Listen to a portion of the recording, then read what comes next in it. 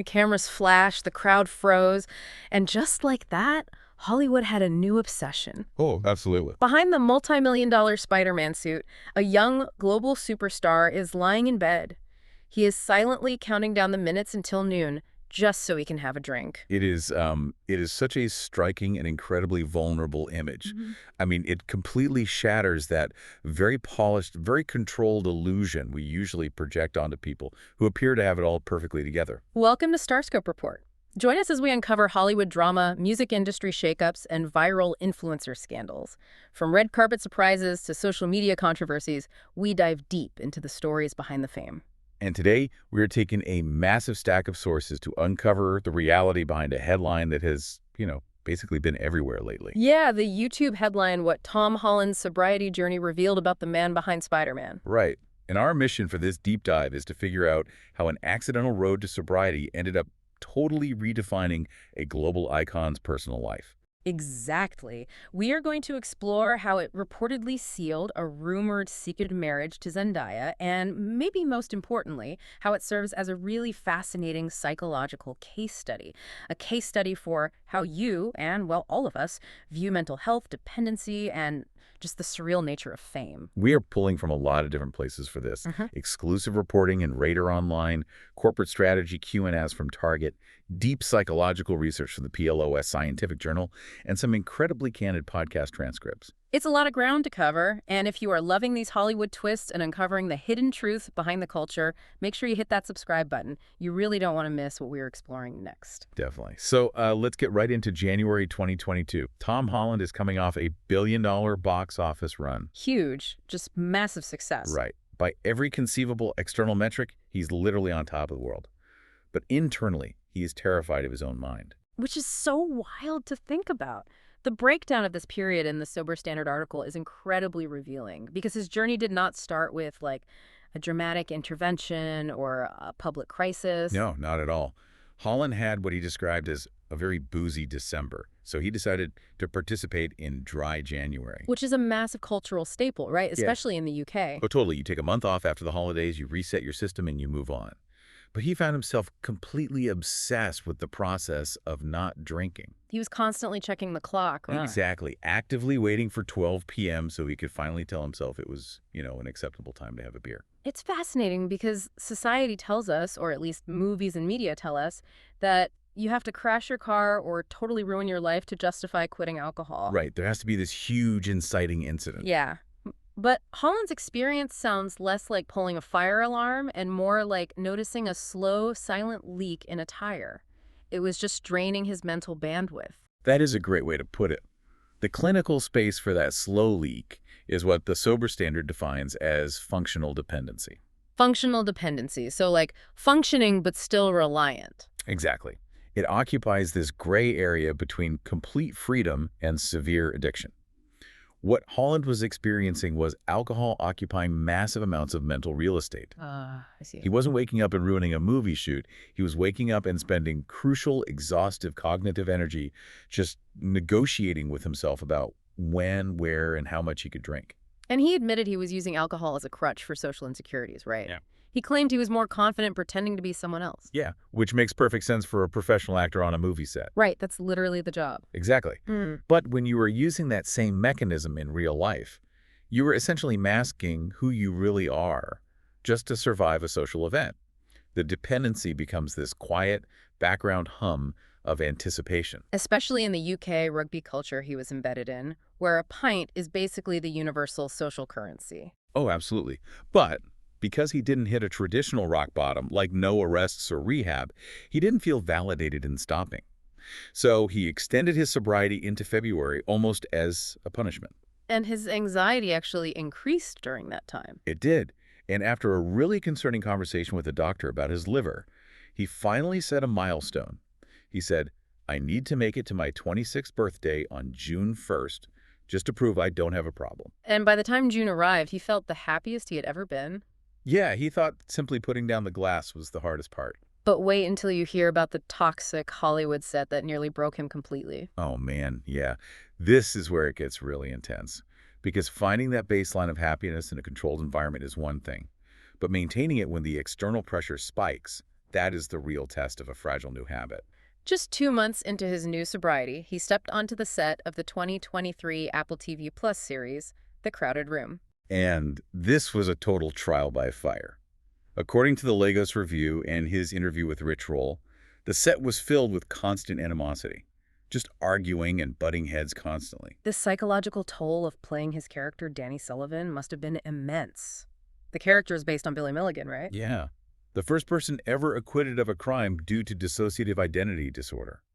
So living inside the headspace of a character with fractured identities while you are simultaneously trying to solidify your own identity without alcohol is just staggering. He admitted he heavily contemplated drinking again on that set, but he rationalized it by saying, if I start drinking again now, it's going to get worse, right? Yeah, he countered the emotional craving with this very stark, rational assessment of the stakes. When a rich, handsome superhero complains about his struggles, though, it can sometimes feel, I don't know, a bit disconnected from reality.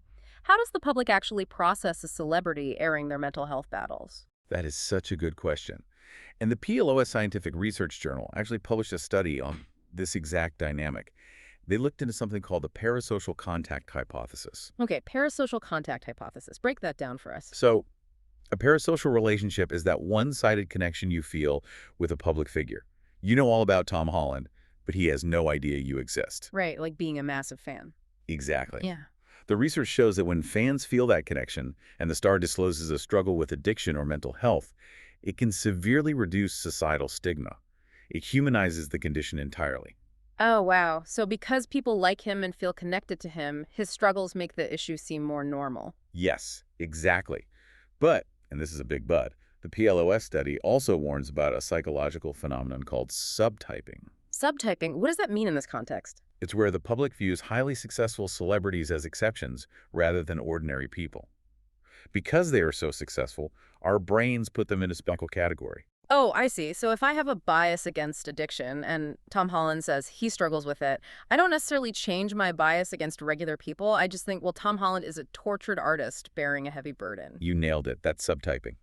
You completely forgive the celebrity, but your prejudice against your neighbor or coworker remains completely unchanged. It accidentally leaves the broader prejudices intact. That is fascinating. So to bridge that gap and not just be seen as an exception, Holland had to do something entirely authentic, something that reached into the real world. And it led to a massive career pivot that sparked a fierce debate on Reddit. Yeah, this is where things take a really interesting turn. Holland decides to basically build a business out of his sobriety. Right. In early 2025, he launched a premium non-alcoholic beer brand called BEO. They rolled it out at Target. And the details from the Target corporate Q&A are actually super interesting. Holland said he hated that non-alcoholic beers always used blue packaging. Yeah, the blue packaging is like this universal signal for, hi, I'm the designated driver. It signals exclusion. Totally. So he insisted on liquid gold cans to represent what he called the new gold standard. I love that. It shifts the language of sobriety from deprivation to gain. It's not about what you are missing out on. It's about choosing a premium option. And the flavors are loaded with personal Easter eggs. There's Kingston Golden Pilsner, named after his hometown. Edge Hill Hazy IPA for his school. Oh, and Noon Wheat, named after his dog, right? Yeah, his miniature schnauzer. Yeah. And Double Tasty West Coast IPA, which is apparently an inside joke with his mates. That is so deeply personal. Yeah. But the viral response was completely polarized. If you look at the r/pop culture chat Reddit thread about the launch, it was wild. Oh yeah, Reddit always has opinions. What were they saying? Well, some people heavily praised him for normalizing sobriety, especially in heavy drinking cultures like the UK rugby scene he used to be in. Right, making it socially acceptable for young guys to just hold gold can and not get questioned. Exactly. But others were deeply cynical. They were calling it a celebrity cash grab. One user even quoted a joke saying, the point of making art is to start a 0% beer so popular that you never have to make art again. Wow, that is harsh. Yeah, the public is definitely savvy and they question motives, but there was also a really funny viral mishap during the launch. Target staff actually refused to sell Holland his own non-alcoholic beer. Wait, what? They wouldn't sell it to him. Why? Because they wouldn't accept his English ID. The system just locked them out. That is hilarious. He's literally the face of the brand, probably standing next to a cardboard cutout of himself, and he can't buy 0% beer. It was a great humbling moment. But it also speaks to this broader cultural shift. Gen Z is drinking significantly less. They are demanding inclusion without intoxication. That makes a lot of sense. But the biggest reward of this grounded lifestyle wasn't a business deal at Target. It was what was happening behind closed doors in London. Oh, yes. This is the part that really shocked everyone. At the Actor Awards in March 2026, celebrity stylist Law Rouch, who is very close to Zendaya, slipped up on camera. It was such a casual slip-up, too. Hmm. He just claimed that Holland and Zendaya had already secretly tied the knot. They bypassed the global media circus entirely. No magazine covers, no helicopter paparazzi. According to Radar Online, the couple built a highly protected life in Richmond, London, far away from the red carpets. Yeah, Zendaya apparently moved into his $4 million home back in 2023. And what is so striking is how Holland won her deep trust. It wasn't with Hollywood glitz or buying her an island or something. No, he leaned into his grandfather's teachings of carpentry. Carpentry, really? Yeah, he showed his love by physically building wardrobes and fitting cupboards into their home. So you're telling me that Spider-Man got the girl not by saving the city, but by putting on sweatpants, grabbing a hammer, and prioritizing his emotional stability? Exactly. It's the ultimate reverse Hollywood romance. That is just incredible. It really is. And it matters because Holland has spoken about feeling robbed of privacy. His sobriety gave him the clarity to prioritize what is actually real. Like walking their miniature schnauzer noon and just creating a safe harbor away from the cameras. Right. He realized he was relying on alcohol socially, and he wanted to be a better long-term partner. You can't be a solid foundation for someone if you're constantly negotiating your next drink. That makes total sense. If you're fascinated by how real life intersects with pop culture mythology, hit subscribe, because we're always diving into the truth behind these massive headlines. It really is a crazy journey when you look at the whole picture. From a terrified 25-year-old clock watcher to surviving a totally toxic set to launching an inclusive business to building a quiet, deeply committed life with Zendaya. It's a huge transformation. But I want to leave you with a final provocative thought to explore on your own. We talked about that PLOS study and how celebrity disclosures change how we view them. Right, the idea that being vulnerable makes them more relatable to the public. Exactly. But what if Holland's ultimate goal isn't just to be a relatable celebrity?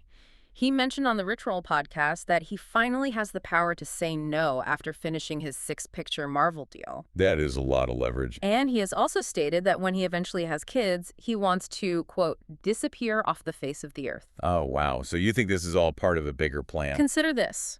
Maybe the non-alcoholic beer brand, which gives him independent income, and the quiet carpentry skills in London aren't just wholesome hobbies. You think they're an exit strategy? Maybe they are Tom Holland's escape hatch. He is proving that the bravest superhero move he can possibly make is walking away from Hollywood entirely. Just disappearing to build cupboards and walk his dog. That is incredibly powerful. You've been listening to Starscope Report, where Jordan and Jamie uncover the stories shaping Hollywood, music, and pop culture. Thanks for tuning in, and don't forget to subscribe for more stories that keep the stars shining.